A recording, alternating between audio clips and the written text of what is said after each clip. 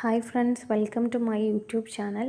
ഞാനിന്ന് വന്നിട്ടുള്ളത് KEAM 2026 details online പ്രോസസ്സും അത് ചെയ്യുന്നതിന് മുന്നേ തയ്യാറാക്കി വെക്കേണ്ട സർട്ടിഫിക്കറ്റിൻ്റെ ഡീറ്റെയിൽസുമായിട്ടാണ്.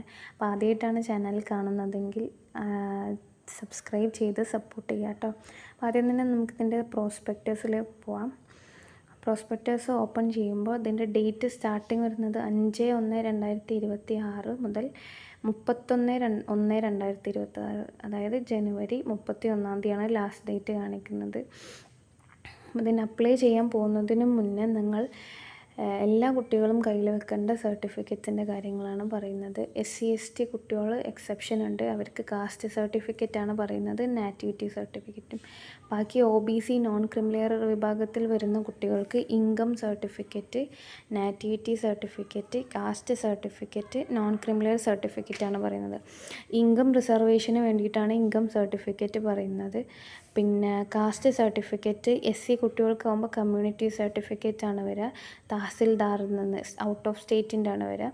പക്ഷേ OBC കുട്ടികൾക്കാണെന്നുണ്ടെങ്കിൽ, അതായത് OBC ഇസ്ലാം, മാപ്പിള, മുസ്ലിം കുട്ടികൾ, ഈ OBC തീയ, പിന്നെ ഹിന്ദു കുട്ടികൾ തീയ കാറ്റഗറി വരുന്നവർ, അങ്ങനെയുള്ള കുട്ടികൾ നിങ്ങൾ SLC ബുക്ക് ഉണ്ടെങ്കിൽ മനസ്സിലാവും.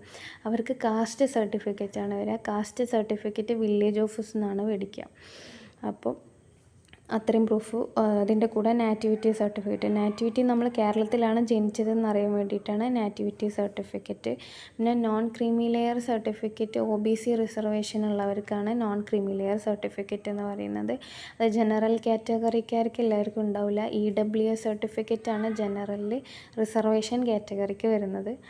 പിന്നെ SC/ST കുട്ടികൾക്ക് അതിൻ്റെ ആവശ്യമില്ല, അവർക്ക് കമ്മ്യൂണിറ്റി സർട്ടിഫിക്കറ്റ് മതി.